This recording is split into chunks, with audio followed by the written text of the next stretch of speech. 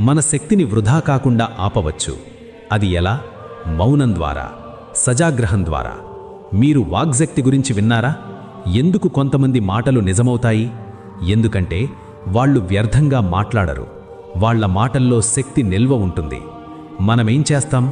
అవసరం లేని మాటలు, గాసిప్స్, నిందలు, వాదనలు, ప్రతి వ్యర్థ మాటతో మన తేజస్సు తగ్గిపోతోంది. మన లోపలి శక్తి ఖాళీ అవుతోంది. ఇప్పుడు కొన్ని ప్రాక్టికల్ సాధనలు చెబుతున్నాను. మొదటి సాధన, నోరు మూసుకున్నప్పుడు నాలుకను పైతాటికి ఆనించి ఉంచడం. ఇది సహజ విశ్రాంతి స్థితి. ఇలా ఉంచగానే శ్వాస లోతుగా అవుతుంది, మనసు నెమ్మదిస్తుంది. రెండవ సాధన, కోపంగా మాట్లాడబోతున్నప్పుడు 3 సెకండ్లు ఆగండి, నాలుకను రిలాక్స్ చెయ్యండి, లోతైన శ్వాస తీసుకోండి. చాలా గొడవలు అక్కడే ఆగిపోతాయి. మూడవ సాధన, రోజుకి ఒక భోజనం పూర్తిగా మౌనంలో